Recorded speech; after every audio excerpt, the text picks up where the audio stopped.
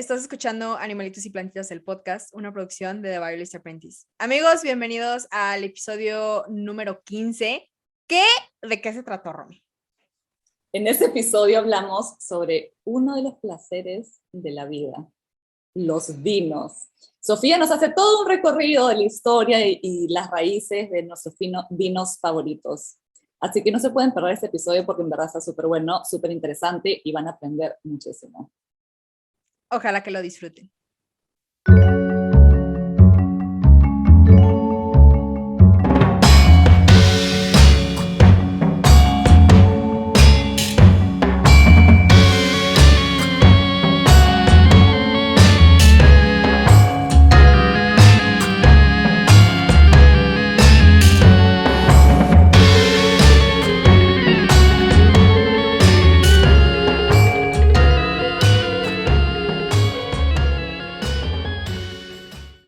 Hola, soy Sofía Villalpando y estás escuchando Animalitos y Plantitas, el podcast, en donde en cada episodio descubriremos la historia de algún animalito, una plantita, un honguito, un insectito o de cualquier organismo vivo. Amigos, bienvenidos al episodio número 15 de Animalitos y Plantitas. ¡Qué felicidad! Ya 15 episodios. Una quincena. Romina, ¿qué hay, Romina, de nuevo? Buenos días, Sofía. 2 veces en la semana que estamos grabando. Sí, no, ahorita sí Mira. Andamos, como lo digo yo, con todo, andamos bien contentas, muy felices, muy contentas. Ánimos arriba. Ánimos arriba, porque pues tenemos que grabar en este fino jueves que ustedes están escuchando este episodio, entonces, pues nada. Qué hermoso, qué hermoso. Romy, ¿qué sientes? ¿Ya lista para un nuevo episodio? Lista, es muy buen tema el que vamos a tocar, por eso Muy bien. Muy bien, entonces, a ver, menciona una fruta que se convierte en alcohol. Y ahí en casita, ahí se oye como programa de la mañana. Y ahí en casita pregúntense a ustedes, a ver, tengo una fruta que se convierte en alcohol. ¿Y qué es lo primero que viene a tu mente? La uva. Y probablemente están pensando en la uva, que es como lo más sencillo. Pero, aunque ustedes no lo crean, la propia existencia de la uva es sorprendentemente improbable, pero aún así existe. El registro fósil muestra que la uva se estableció en Asia, Europa y América hace 50 millones de años. Pero cuando la última era glacial, el Pleistoceno, comenzó hace unos 2.5 millones de años, vastas capas de hielo cubrieron gran parte del área de distribución de la uva y casi la llevaron a la extinción. Las vides que lograron pasar el tiempo en los rincones no congelados del mundo fueron las únicas que los primeros humanos encontraron. Es muy posible que las uvas que florecieron antes de la edad de hielo fueran mucho más diversas e interesantes que las que cultivamos hoy en día. Imagínate tener esas uvas para todos los vinos que se pueden hacer. Yo no sé por qué, pero llegó a mi mente la película esta de la era del hielo. Y yo me imagino así como si yo fuera una cavernícola. Afuera de mi cuevita. Imagínate así de... Todo lo que toca la luz es mío y eso de allá son mis vides. Imagínate. Exactamente. Yo te imagino a ti. No. Una cosa muy... Cultivando tus queridas uvitas para hacer vino. A ver, ahora sí no me preguntas, a ver, si fueras una cavernícola, ¿te gustaría cultivar uvas? No, para esto, ¿qué tipo de uvas hay en México? Porque acá tenemos las moradas, tenemos las verdes, tenemos bastantes variedades. Mira, esa es una pregunta muy interesante. La verdad, así exactamente no lo sé. Pero lo que sí te puedo decir es que Aguascalientes era una región vitivinícola muy importante en la República Mexicana. De hecho, a las afueras de la ciudad, para llegar a otros municipios, otras regiones, estaba toda cubierta de vides, de viñedos, pues. Entonces, no sé qué pasó, que de la nada se acabó, así como se acaban muchas cosas. Y solamente ya hay como partes muy selectas, en ciertas partes supongo que del estado, donde se producen las vides y las variedades y todo esto. También hay de los dos tipos. Hay muchas variedades de uvas y de las que igual también hay verdes y de las moradas, pero siento que unas de esas sí las traen de otros lados. ¿De dónde? No lo sé. Pero sí. Claro. Pero yo no sé, mira, aquí hay una cosa que le llaman la ruta del vino que hacen de vez en cuando, entonces te ponen allá a catar. ¿En Aguascalientes? En Aguascalientes, ajá. Una cata de vino es lo mejor que puedes hacer. En bicicleta. ¡Oh, qué lado! la bicicleta. No, mira, caminando. Caminando, no en bicicletas y te vas de viñedo a viñedo y pruebas y es lindo, naturaleza. Bueno, de hecho he hecho eso, pero no con uvas. Fíjate, y lo hice en Estados Unidos. Me ¿Con quién lo llevaron con mi familia cuando fui a Boston, en una región ahí de Massachusetts. Me dijeron, Sofía, prepárate porque vamos a ir a apple picking. And I was like, claro. ¿Cómo que apple picking? Y yo así de, pues, ¿qué tiene de interesante? O sea, literalmente la gente va a las cosechas de manzanas y recogen sus manzanas para su casa, así, para hacer pies o lo que sea. Claro. Y tú dices, ay. Pero es bonito, ¿o no? Sí, o sea, es algo familiar. Es una experiencia bonita y extraña, pero mira, Sofía, la bióloga, dijo, ay, sí, qué padre las manzanas. Te digo, ¿qué me dediqué a hacer? ¿Qué cosa te Haz de cuenta que... ver los bichos que había en las manzanas. Obviamente, o sea, es obvio. Yo así de, ay, qué precioso abejorro, foto.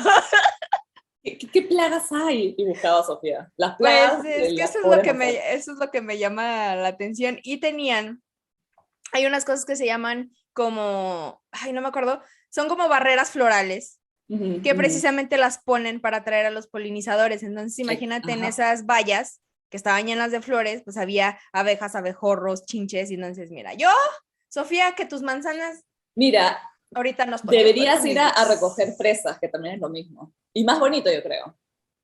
Porque no, mentira, no es más bonito porque te tienes que agachar.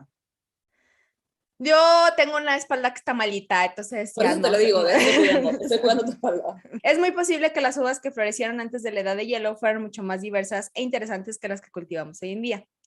Para hacer aún más improbable el éxito de la uva, esas primeras vides no habrían dado nada parecido a los abundantes racimos de fruta dulce que conocemos hoy. Las vides que sobrevivieron a la edad de hielo eran dioicas, es decir, cada planta era macho o hembra. Las vides dependían de los insectos para transportar su polen, y si una hembra estaba demasiado lejos del macho, simplemente no se reproducía.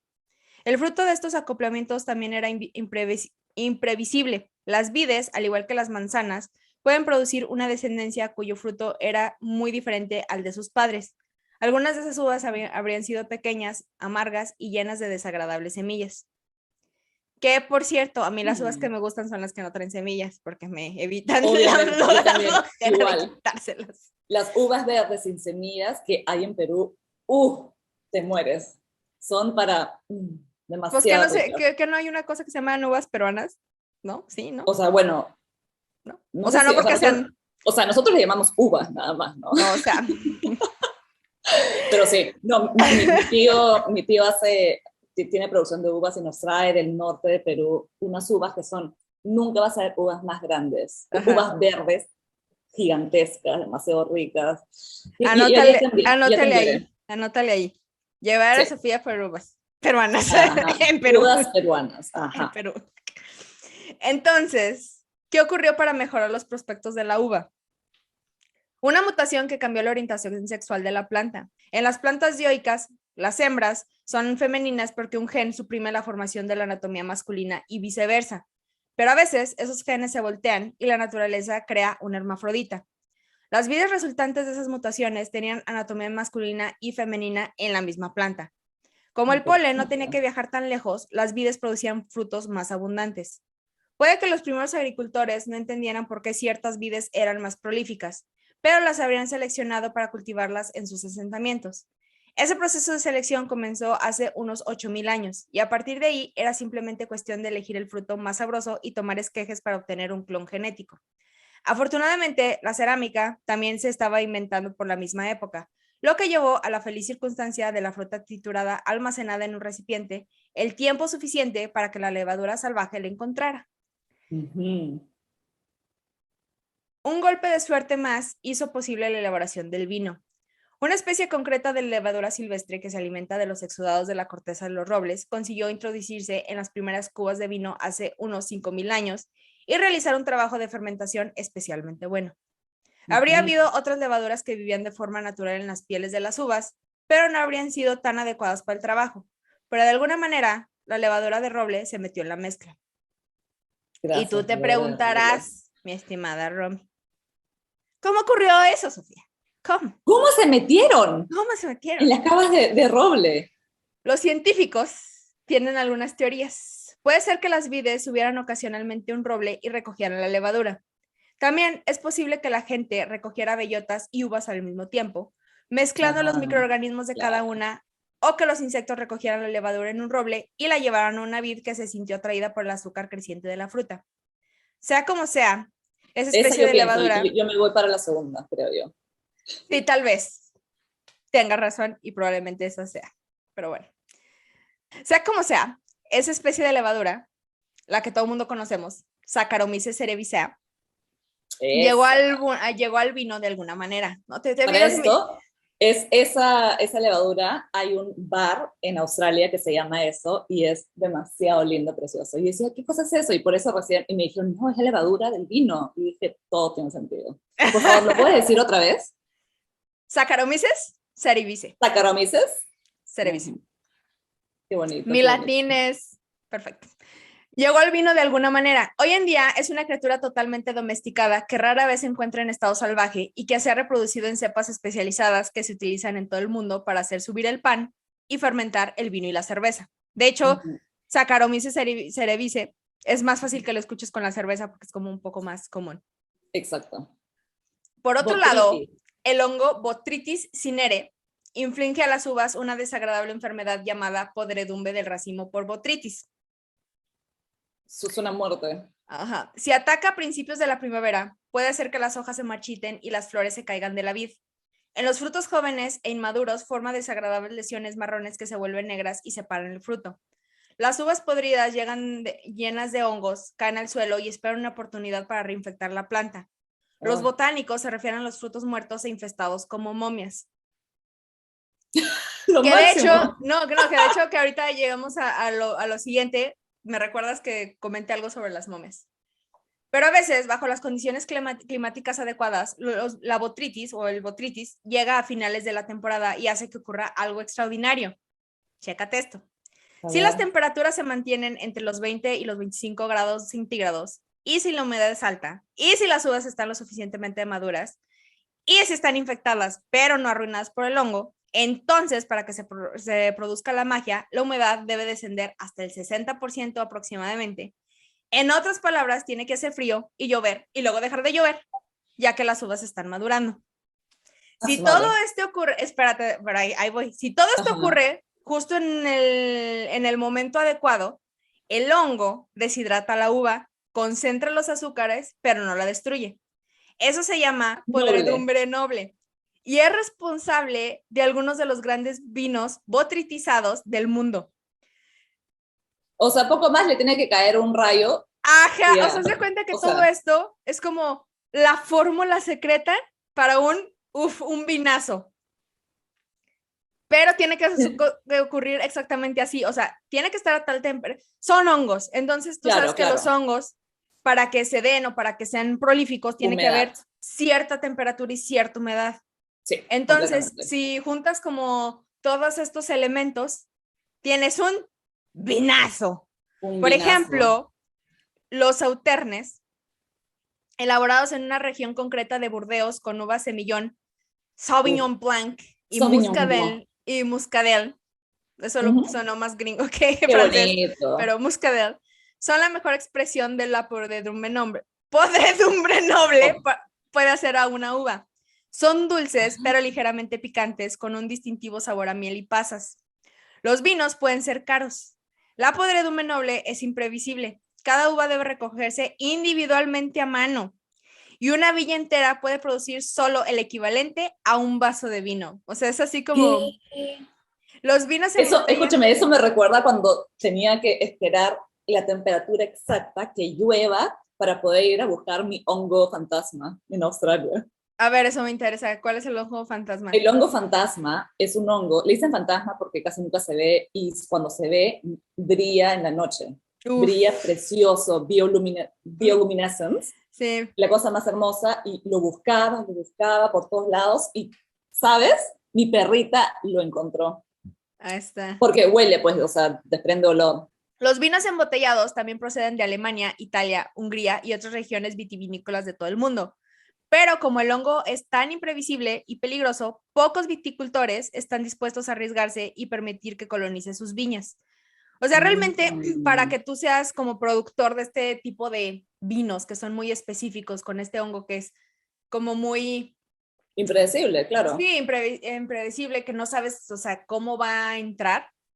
No todo el mundo se arriesga a que el hongo entre. De hecho, las plagas para las plantas, para producir cualquier cosa, ya tengo experiencia en eso y a veces es muy complicado de quitar. Y estoy hablando de hongos, pero ahorita que lleguemos a la parte de los insectos, ufas, no hombre, yo tengo historias que... Mira, yo solamente con mis plantas acá, o sea, sufro también para sacar las plagas, y tienes que hacer un...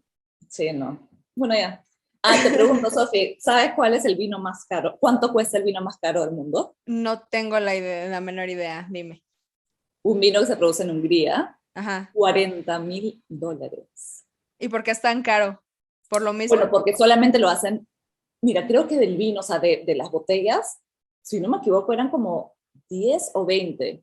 Así que solamente de esa cepa daban sus 10. Y fácil es porque lo que tú dices, ¿no? Que no producen tanto vino, entonces obviamente que tienen que... Limited Edition, ahí está. Ahí está. Miren, yo no tengo un... $40,000 no por es una carísimo. botella de vino. A ver, ahorita te digo cuánto es en pesos mexicanos. Permítame. Oh. A ver si ahora sí me sale, porque mira, yo las matemáticas, mira.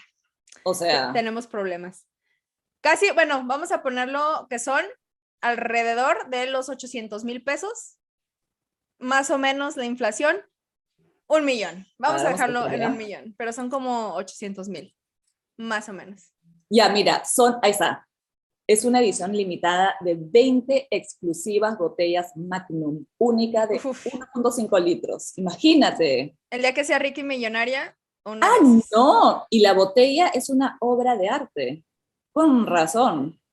Luego me pasas el link para incluirlo en los show notes. Sí, precioso. Parece como esas botellas de colonia, así como, así. Ya, sigamos. Ok. Durante la prohibición, los viticultores emprendedores de California se mantuvieron en el negocio vendiendo ladrillos de fruta, bloques de uvas secas y comprimidas que se envasaban con levadura para la elaboración de vino. Una etiqueta advertía a los compradores de que no deberían disolver el ladrillo de fruta en agua caliente ni añadir el paquete de levadura, ya que esto provocaría la fermentación y la creación de alcohol, la cual era ilegal. El arqueólogo Patrick McGovern ha analizado fragmentos de cerámica antigua de todo el mundo y ha encontrado pruebas de la elaboración de vino que se remontan a hace 6,000 años en Oriente Medio. Un equipo de UCLA, o sea, de la Universidad de California, descubrió una instalación completa de producción de vino en Armenia de la misma época. McGovern también detectó posibles residuos de fruta en fragmentos de cerámica del 7,000 años antes de Cristo en China. Los únicos pueblos que no desarrollaron una fuerte tradición vitivinícola con sus uvas locales fueron los nativos americanos. O si lo hicieron, han ocultado muy bien las pruebas. Su secreto. Los indios sudamericanos, en particular, elaboran alcohol a partir de maíz, agave, miel, frutos de cactus, vainas de semillas y cortezas, pero rara vez o nunca añadían uvas a la mezcla. De lo que se perdieron. Con el tiempo, o sea, los antepasados de Robbie y probablemente algo de los míos. Con el tiempo, los egipcios, griegos y romanos se convirtieron en los viticultores más sofisticados del mundo. Muchos de los primeros avances científicos cayeron en el olvido durante la Edad Media, pero la tecnología vitivinícola sobrevivió gracias a los esfuerzos de los monjes y a la profunda asociación entre el vino y la religión. En el siglo XVI, los viñedos empezaron a pasar de ser empresas eclesiásticas a operaciones privadas, a menudo dirigidas por la nobleza. Durante los siglos siguientes, los británicos se las arreglaron para olvidar que estaban en guerra con Francia, lo suficiente como para comprar enormes cantidades de los mejores vinos de sus enemigos. Evidentemente, ya existía un sólido mercado de vino europeo cuando los colonos llegaban al Nuevo Mundo. Ay, qué conveniente. Mira, ahorita no estoy peleada contigo, no, pero me vendes vino. Pausa, chepi. O sea. Qué conveniente. Por aquel entonces, también había surgido una tradición de destilar vino para obtener brandy. Los escritos españoles e italianos del siglo XIII muestran que el vino servía para convertirlo en una especie de aguardiente fuerte. Los holandeses le dieron el nombre de brandewijn o vino quemado, que se acortó posteriormente a brandy. Los comerciantes holandeses instalaban alambiques en los puertos donde se elaboraba vino, sobre todo si este era mediocre y sería más rentable en forma de brandy. Uno de esos lugares era la región francesa de Cognac. Los vinos blancos que se elaboraban en la zona no eran terribles, solamente eran insípidos. Los holandeses esperaban reducir los costos de transporte destilándolos en un aguardiente de alta gradación, que luego se mezclaría con agua como sustituto del vino. Así como Jesus Christ. A veces, en la confusión y el caos de un puerto ajetreado, esos aguardientes permanecían en un barril más tiempo del previsto. El resultado, un coñac muy rico, complejo y envejecido. Más tarde se vio que incluso los residuos de la viña podían fermentarse. Las pieles, los tallos y las semillas trituradas volvían al tanque de fermentación para hacer un aguardiente de alta graduación, como la grapa. La grapa es otra bebida alcohólica. Grapa. Mientras los aguardientes de uva y los aguardientes, mientras los aguardientes de uva y los aguardientes en general se imponían en Europa, los vinicultores españoles y portugueses se dieron cuenta de que los británicos gustaban de los vinos dulces enriquecidos con brandy. Añadir más alcohol al vino era una forma fácil de detener el proceso de fermentación. La levadura no puede vivir en una solución de mayor gradación, pero también ayuda a que sobreviva un tipo diferente de levadura. En la región de Jerez, en el sur de España, el vino blanco se envejecía tradicionalmente en barricas solo parcialmente llenas. Gracias, Rome, qué bueno que me lo dices para nunca regalarte Jerez. No, lo odio. Es más, me confundí. Hace un mes me confundí, pensaba que era vino blanco, me eché todo así, ay, qué bonito, no sé qué. Me dijeron, no, lo tienes que echar con bastante hielo. Y dije, no te preocupes. Sí, lo tomé y casi, por no decir algo, no, tuve que dejarlo, en verdad. Y fregué una botella de Jerez. Y hay personas que le encanta Jerez, pero es más para como aperitivo, entre comillas y todo eso, pero bueno. ¿Has probado Jerez? No, creo que nunca lo he probado. No lo pruebes. Una cepa particular de Saccharomyces cerevisiae colonizaba las barricas y formaba una gruesa piel sobre el vino. Los españoles la llamaban flor. Los científicos la llaman velum. A diferencia de otras cepas de levadura, la flor prefiere un contenido de alcohol más alto, en torno al 15%, por lo que los bodegueros fortificaban el vino para mantener viva la levadura. Se dice que estos vinos, que los británicos llamaron sherry, posiblemente una corrupción de Jerez, tienen un envejecimiento biológico porque la levadura cambia el sabor con el tiempo. A la complejidad del Jerez se le añade el uso del sistema de solera para el envejecimiento. Las barricas se apilan de 4 en 4 y el Jerez terminado procede únicamente de la barrica inferior. Se rellena con Jerez de la barrica superior, que a su vez se rellena con la barrica más arriba, y así sucesivamente. El vino nuevo solo se añade a la barrica superior. Algunas soleras llevan más de 200 años en funcionamiento continuo, lo que da al producto final una profundidad y un sabor extraordinarios. Haz de cuenta que están todos los jereces, entonces el de arriba, se lo pones el de arriba, y luego el de arriba, y luego el de arriba. Y así, los vas combinando. Claro. Ajá. Otras regiones desarrollaron sus propios vinos fortificados. Los bodegueros portugueses añadían brandy al vino a medio fermentar para evitar que la levadura se comiera todo el azúcar. Tras unos años en tanques o barriles, el resultado dulce y pasoso es el oporto. El Madeira, también procedente de Portugal, se elabora de forma similar, normalmente con uvas de vino blanco, y luego se expone al aire y se somete a las temperaturas extremas que los primeros barriles habrían encontrado en los largos viajes por el océano. Este abuso deliberado le confiere su sabor a fruta seca oxidada y hace que envejezca bien, y se puede beber hasta un año después de haber sido abierto. El Marsala italiano se fortifica y envejece de forma similar, y así sucede en las regiones vinícolas de todo el mundo. Otra tradición europea centenaria, la de aromatizar el vino con hierbas y frutas, condujo a la invención de vermuts, o vermut, creo que también se dice vermute, y vinos de aperitivo. Yo lo conozco como vermut. Pero es vermut. También llamados vinos aromatizados o fortificados. No, es que la Romy, una conocedora. Yo me preparo para conocer mis vinos. Antes de ir a lugares. La hora del vermut, pues, ¿no? En España. No lo sé, Romy, no tengo ni la menor idea. Pero miren, aquí la que es la voz de la experiencia y la que sabe lo que está diciendo Romy. Miren, yo me limito a leer mi historia, O sea. Yo te paso datos, yo te paso buenos datos de vermut. Sí, pero no es vermuta, no. Solamente sé eso. Ok, Romy es la de los datos curiosos. Sí. Para esto, Sofi, ¿qué tipo de vino te gusta a ti? ¿Qué tipo de vino prefieres? Ahí te va. Mi vino favorito es un vino australiano que se llama Yellowtail. Ese vino es mi vino favorito. No te creo. Es que ese era súper comercializado en Estados Unidos. Entonces, espérame, pero a ver, ahorita ese te es súper digo. frutado. Pero, permíteme, y te voy a leer de qué es, porque sí que me digas, uy, Sofía, eres una conocedora. No. El Yellowtail, que es uno de mis favoritos, es un vino tinto elaborado de la variedad de Shiraz, perteneciente a la zona australiana de Yenda y fermentado en barricas de roble francés. Es un vino vibrante, suave, rico y fácil de beber, con sabores de bayas rojas, especias y regaliz. De hecho, ese es uno del que me gusta, pero hay otro que no sé cuál es su nombre. Solamente sé que la botella es una botella oscura, como todos los vinos, y tiene así como unas letras grandotas que compra mi hermano en Estados Unidos. No sé exactamente qué vino es, lo voy a investigar, pero es un vino que está muy pesado, o sea, es un vino pesado. Entonces, o sea, seco. Pues no sé, pero es de los que tomas poquito y tú ya andas queriéndote ir a dormir. Ya. Pero no sé exactamente cómo se llama el vino, pues buenísimo, está muy, muy rico, pero sí es un vino pero así como...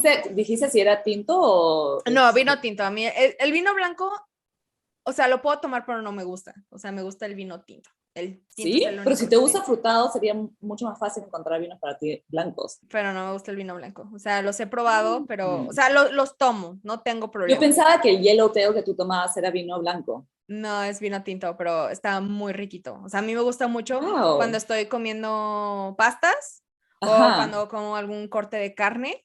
Sí. Bueno, ya. Obviamente, sí. Claro. ¿Y a ti, cuál es tu vino favorito? Porque yo sé que Mira, en verdad yo... ¡El que sea! En Perú, producto peruano. En Perú me encanta el Intipalca, que es ya te lo voy a mandar, pero a mí o sea, no me gustan los vinos tintos mucho, yo prefiero blancos. ¿Y sabes por qué no? Porque los tintos generalmente me hacen doler la cabeza, porque tienen más sulfitos. No sé si conoces, o sea, sí.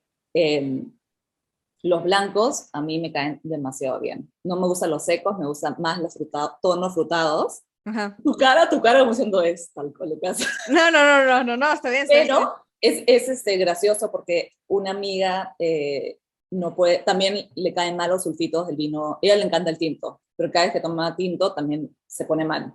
Y le compré, es un filtro que se llama Olo, no es sponsor de este video, pero es bravazo porque tienes los filtros, pones por ejemplo la botella y pones el filtrito y agarra todos los sulfitos y ya te puedes tomar la botella, te puedes tomar una copa y la alcohólica, te tomas unas botellas. Una botella. O sea, para la gente que sí le cae pesado los sulfitos, les aconsejo tener su filtro. Mira, yo no sabía sabía eso. Y lo consigues eso. por Amazon, es buenísimo, ¿verdad? Mi querida amiga Bethany me dijo, tómate tu olo, tu sulfito. Tu sulfito filter. Lo voy a tomar en cuenta. Escúchame, lo de Yellowtail, ya me acordé, era porque el Yellowtail que vino de Australia le ganó a todas las marcas de Estados Unidos. ¿Por qué? Porque primero que es un canguro y es hermoso, ¿no es cierto? El empaquetado es hermoso, o sea, el marketing que hicieron, increíble. Y no es que te sacaron Yellowtail fino, no sé qué, como que malazo, no, o sea, sacaron poquitísimas niveles de botellas. Entonces, y como es demasiado fácil de beber, justo por lo que es frutado, o sea, le da a todas las paletas, ¿no?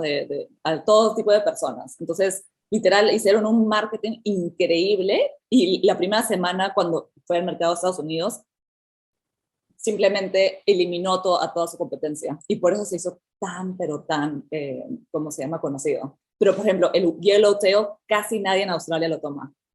porque lo ven como producto más americano que otra cosa. Ok. Bueno, a mí sí, Ajá. bueno, a mí me gusta. Es que No, no, más a mí bien, también me gustaba, porque a mí me gustan los frutados. y más bien el que, bueno, yo no es que compre vinos en mi casa, porque, o sea, no tomo, solamente cuando son Claro. ocasiones especiales, pero el que Exacto. compra los vinos y el que sabe más de vinos es mi papá, entonces él es el que se ha Mm, encargado de decirme, mira, este o este, y de repente saca claro. unos que yo, ¿y este dónde lo sacaste? No, es un vino chileno, porque los vinos chilenos también son muy buenos, entonces. Sí, son muy buenos, sí.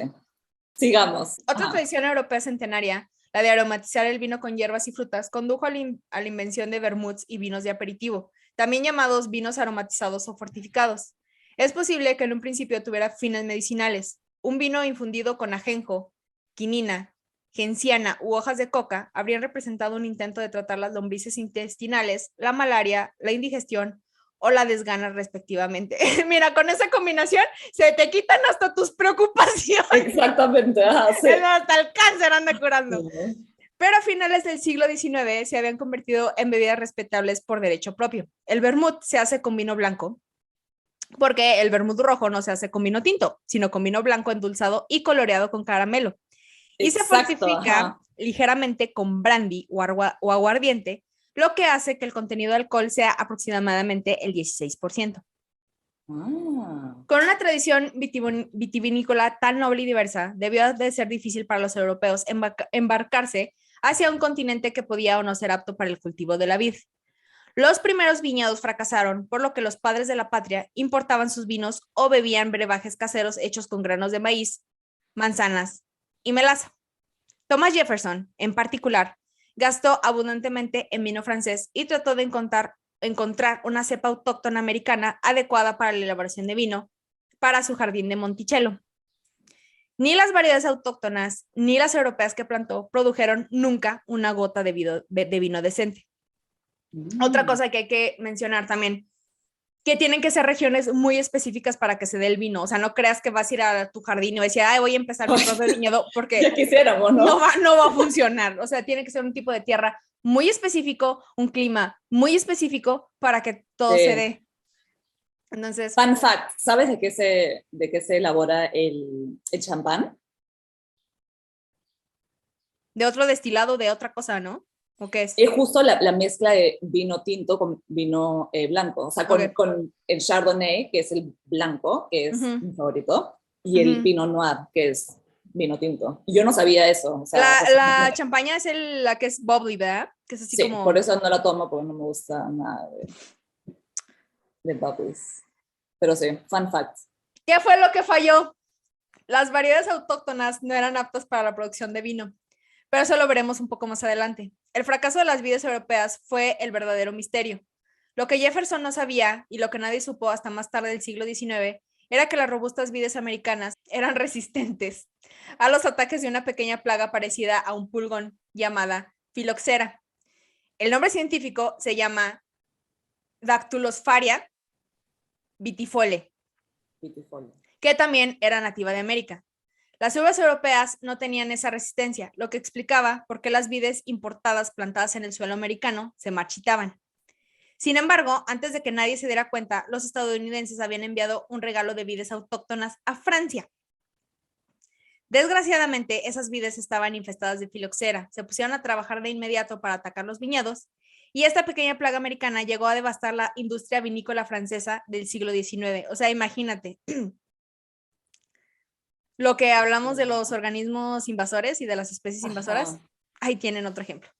Al principio, nadie sabía lo que estaba matando a las vides. De hecho, se necesitaron décadas para entender a la criatura y mucho menos para encontrar una forma de matarla.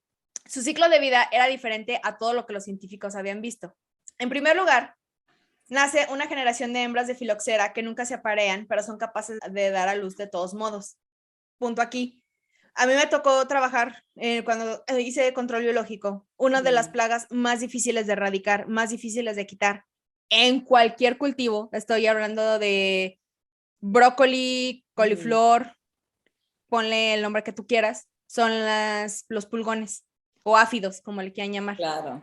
El Ajá. problema de esto y lo que narro en esta historia es que los áfidos o las pulgonas, por así decirlo, no necesitan un macho para reproducirse. Se reproducen por algo que se llama partenogénesis. Entonces, básicamente lo que pasa en la partenogénesis es que la hembra se clona. a sí misma. Entonces, de tener 1 o 2 pulgones en un mes, tienes básicamente 500,000 de pulgones en toda una hectárea de cultivos. Y para quitarlos Mira, si eso fuera en la raza humana, ¿no? Exactamente. No, mira, si eso fuera en la raza humana, no estaríamos teniendo esta conversación. Pero sí, es muy increíble cómo pum, pum, pum, o sea, se reproducen rapidísimo y es muy fácil darte cuenta cuando una planta, inclusive en las plantas de ornato como son las rosas, es muy fácil darte cuenta cuando tienen pulgones, porque se alcanzan a ver como pequeños puntos verdes en las... O hasta blancos, en las ¿no? basas, ajá, en las basas, digo, en las bases de las flores.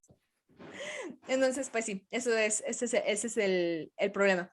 Entonces, cuando los pulgones se están reproduciendo, la siguiente generación es igual y la siguiente es igual. De modo que una generación de hembras nace tras la otra, o sea, y todas lo que dan son hembras. Entonces, una hembra, no necesito el macho, veo las condiciones, pum, tengo una generación de pulgones y así sucesivamente. Es muy, muy interesante. De hecho, los pulgones son insectos muy increíbles, pero bueno. Ajá, chévere. Cuando una vez al año surge por fin un lote de machos, solo existen para parearse y morir. O sea, cuando hay machos, es lo único que se dedican, para lo único que sirven. Ajá. Las pobres criaturas ni siquiera tienen un aparato digestivo. Los machos no disfrutarán de ni una sola comida en su corta vida, pero sí está llena de sexo. O sea, para eso nacen. Para eso, nada más. Una vez completado su trabajo, las hembras siguen sin ellos durante varias generaciones más. Su hábitat también cambia. Durante una etapa de su ciclo vital, inducen a las hojas a formar agallas, que son crecimientos vegetales protectores que ocultan a estos organismos. Y durante otra etapa desaparecen bajo tierra para atacar a las raíces. Y de hecho, también hablando de momias, cuando trabajas... Es impresionante lo de las momias que hemos hecho, ¿ah? Sí, cuando trabajas en control biológico, las avispas que son parasitoides, que son su host específico son los pulgones. Es muy increíble verlas trabajar porque literalmente tú sueltas las avispas, depende de qué especie sea, o sea, puede ser, hay una especie que se llama Diadegma y otra que se llama Diaretela, las dos funcionan para pulgón, más la Diaretela. Entonces sueltas a estas avispas en campo y verlas trabajar es muy increíble, por eso me gustan mucho los insectos, porque no es algo que ves todos los días, porque es como una gran vida en miniatura. Entonces sueltas a estas avispas, las avispas van y con su aguijón, que no es un aguijón, en realidad es un ovipositor, van y depositan el huevo de la hija, pues una avispita en huevo, dentro de los pulgones. Entonces la avispita, que es la bebecita, se desarrolla adentro de ese pulgón, se come el pulgón por adentro, pues se lo come vivo y después sale. Entonces, la cosa que deja el cascajo, la cáscara que deja, a eso se le conoce como momia, pero son pulgones secos. Entonces, por eso. No sabía. Ok, bravazo, increíble. Muy interesante. Mira, ahorita no me suelto porque serían 3 horas de control biológico. Qué chévere. Pero amo. Muy bien. No, la que tenemos acá, y es más, las que he tenido en mis plantas generalmente, son las, bueno, no sé cómo le llaman ustedes, pero las cochinillas que parecen algodón, le dicen cochinilla algodonosa. Ajá, exactamente. Que son tiernas, o sea, para hacer plagas, ¿no? Son medias tiernas porque parecen, nosotros le decimos chanchitos, los chanchitos, como chocolatitos, así. Sí, las cochinillas. O sea, ajá, exactamente, pero son la muerte para sacar. Sí, muy, tienes que hacer muy con carbohidratos. Sí, ajá. De hecho, ya que me van a preguntar a Sofía, pero no dices como que cómo se quitan. Lo más fácil para quitar a los pulgones que no le tengas que meter ningún agroquímico es agua con jabón. O mira. Agua con... Hay una cosa que tenemos aquí en México así que se llama Bel Rosita, no está sponsoreando este programa, que es como una especie como de suavizante. Entonces mezclas agua con Bel Rosita o mezclas agua con algún detergente en polvo y con eso. No te creo.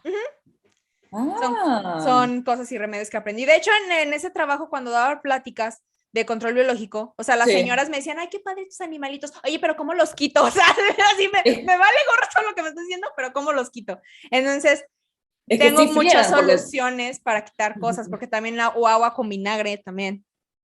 Ya, había escuchado el agua con vinagre, eso era. Ajá. Entonces, bueno, depende. Pero bueno, cuando se comprendió por fin la filoxera, la industria vinícola de Francia estaba casi aniquilada. La salvación vino de la misma planta que había causado el problema en primer lugar, la resistente vid americana. El injerto de las viejas y finas vides europeas en los ásperos portainjertos americanos permitió a los viticultores replantar y recuperar su industria, aunque les preocupaba que el sabor se resintiera. La mayoría de los conocedores de vino estarían de acuerdo en que los vinos franceses han salido bastante bien parados a pesar del contratiempo, pero siguen buscando los vinos prefiloxéricos elaborados a partir de esos focos de vides europeas que consiguieron sobrevivir con sus propias raíces. Chile, por ejemplo, produce vino prefiloxérico porque los misioneros españoles llevaron las uvas ahí, pero la filoxera nunca llegó. Como el vino escaseaba durante el brote, la absenta se convirtió en la bebida preferida en los cafés. Los rumores sobre su toxicidad son muy exagerados, aunque tiene sabor a ajenjo, que el ajenjo, el nombre científico es Artemisia absinthium, Artemisia absinthium. Artemisa, como la diosa, qué chévere. No, es Artemisia. Misia. Bueno, casi. Es una diosa misia. Vas a decir close enough.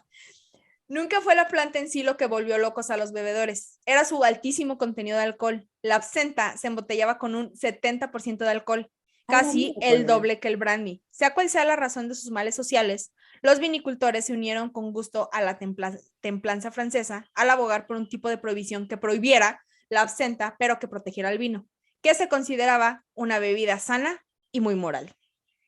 Es que se supone que el vino también, o sea, ayuda en bastantes cosas, ¿no? O sea, si tomas una copita de vino tinto, por ejemplo, cada semana, es súper bueno, se supone. Sí, para el es corazón, bueno, ajá. Y aparte porque contiene también taninos, entonces son muy buenos para el corazón. Sí. Aunque la industria vitivinícola francesa se recuperó, los agricultores estadounidenses seguían intentando averiguar cómo hacer un buen vino con las uvas autóctonas del país. La dificultad tenía que ver con la genética de la propia uva. Mientras que la vitis vinífera europea disfrutó de casi 10.000 años de selección por parte de los humanos, que eligieron frutos más grandes y sabrosos y favorecieron las vides hermafroditas en lugar de las dioicas. Parece que en Norteamérica hubo muy poca selección humana. En su lugar, lo hicieron los pájaros, o sea, de manera natural. Escogieron selectivamente variedades de pie azul, un color poco atractivo para el vino, porque podían verlas mejor, y eligieron los frutos pequeños en lugar de los grandes porque podían comerlos de un solo bocado. La naturaleza haciendo lo suyo. Es sabia. Por eso, aunque la Vitis riparia, una de las especies autóctonas americanas más extendidas, es extraordinariamente resistente al frío y a las plagas y a las enfermedades, este pequeño fruto azul no impresionó a los vinicultores tanto como a los pájaros. Tras 300 años de experimentación, los botánicos estadounidenses acaban de descubrir cómo convertir las uvas autóctonas en vino.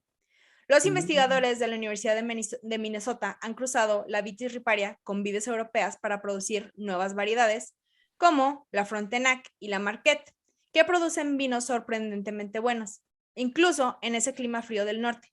Son vinos resistentes, robustos y muy bebibles, con una pizca de la herbácea silvestre que los hace exclusivamente americanos. O sea, después de mucho tiempo, gracias a la naturaleza, los americanos pudieron hacer sus vinos, y de hecho los vinos los hacen en Napa, ¿no? En California. Que no es, bueno, si no han visto referencia de película Juego de Gemelas, el papá tenía viñedos. ¿Nunca has visto esa película? Obvio, obviamente. Ay, yo ya estaba asustada. Soy humana, por favor, he tenido infancia. Yo, mira, quién sabe, capaz de que Lindsay Lohan, en su niñez cuando sí era tierna. Gracias, muy bien, ya me siento mejor.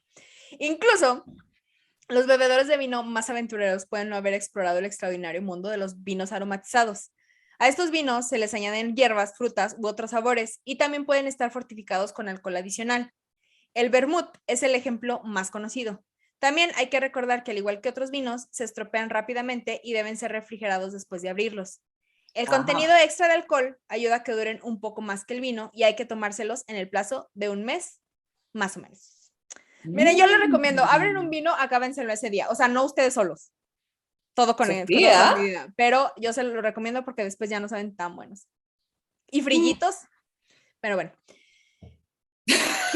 Carol P. Meredith. Recomendación de Sofía, termines su vino, apenas lo abra, lo terminan. Se lo terminan, exactamente. Todo con medida. Sí. Si toma, no maneje. Por favor. Carol P. Meredith, profesora emérita del Departamento de Viticultura y Enología de la Universidad de California en Davis, ha analizado la genética de algunas de las uvas de vino más populares y ha determinado su parentesco. Los resultados: el Cabernet Sauvignon es hija del Cabernet Franc y la Sauvignon Blanc. Una antigua variedad llamada Tramier dio origen al Pinot Noir, o Pinot Noir, I don't know, que a su vez se acopló con su antigua uva campesina llamada Weiss Blanc, seguramente lo estoy leyendo mal, disculpen, no sé francés, para producir la Chardonnay. Estos acoplamientos se produjeron probablemente por accidente en los viñedos franceses del siglo XVII, mucho antes de que los viticultores utilizaran las técnicas modernas de cultivo de plantas. Y pues ya, esa es la historia del vino. Y de Qué chévere que hayas terminado con mi Chardonnay hermoso. Tu Chardonnay hermoso. Pero ahí está, ¿qué te pareció, Romy? Ya te da ganas de... Súper interesante. Me da ganas de abrir una botella de vino y terminármela el mismo día. Exactamente. Eso es. Bueno, ahí está. Somos viernes, o sea que... ¿no? Es viernes, como dice Romy, bueno, es que Romy dice muchas cosas, pero como dice Romy, es viernes social. Mira, tengo un matrimonio civil, entonces ahí va a haber mi vino. Entonces, mira, te tomas unas por mí, vas a decir, estaba por Sofillita, que está, bueno, por Sofillita, ni que estuviera muerta. Sí, literal. Sí, te voy a mandar un vino de acá, de peruano, porque también tenemos lo nuestro. Muy bien, no, yo no digo que no. Mira, yo estoy muy contenta de tener esta amistad, porque yo estoy conociendo un poco más cada vez de Perú. Sí. Y entonces si fuera por mí, yo estaría ahí mañana. Entonces, gente de Perú, que por cierto, hablando de la gente de Perú, quiero mandarles un saludo, porque mis fans más acérrimos y la gente que sigue de Violinist Apprentice, de toda Latinoamérica, los peruanos están llenos de amor y cosas bonitas que decirme. Entonces, muchas gracias. No te creo, qué hermoso, sí. Qué hermoso. Es que tenemos mucho amor para dar, yo creo. Entonces, muchas gracias, muy amable. Les mando un saludo también a ti, Romy. Un abrazo muy grande. Y ya, eso es todo. ¿Algo más que tengas que agregar, Romy? No, que es interesante probar diferentes tipos de vino. O sea, para conocer qué te gusta, pues, ¿no? Y ya sabemos. Y también conocer sobre plagas. Eso es todavía más interesante. Sí, si tienes plantas como yo, bastantes plantas como yo, vas a tener que vas a tener que leer sobre plagas de todas maneras. Y bueno, recetas caseras, como tú dices, ¿no? El agua con vinagre y todo eso. Ya está. Pues ese es el episodio. Recuerden que estos episodios los pueden escuchar en Spotify, Apple Podcasts, Anchor y en Google Podcasts y verlos en YouTube, porque tienen que ver nuestras caras cuando decimos cosas. Además, no se olviden de checar los show notes, donde van a encontrar imágenes, notas, artículos y referencias de cada episodio. Estos se encuentran en theviolinistapprentice.com. Hay una pestaña que se llama podcast. Van, checan ahí. Si es el primer episodio que están escuchando, todos los anteriores van a estar ahí. Y también en las redes sociales, todo lo relacionado con Animalitos y Plantas del podcast lo van a encontrar en la página de Facebook, que se llama The Violinist Apprentice, y en Instagram lo van a encontrar como The Biologista. No se les olvide que también estamos en Patreon, donde van a ver algún material extra de estos episodios y verlos antes que nadie. Suscríbanse, porque también van a recibir contenido exclusivo y cosas que no se ven de los videos que salen para The Violinist Apprentice, que ahorita ya estoy empezando a escribir los nuevos, entonces vienen cosas interesantes. A mí en mis redes sociales me encuentran como Sofía Biologista. Y a mí como Romy, _Castañino. Y ya, eso fue todo. Yo soy Sofía Villalpando. Yo soy Romy Castañino. Y nos saludamos en el siguiente episodio con una nueva historia. Bye. Nos vemos.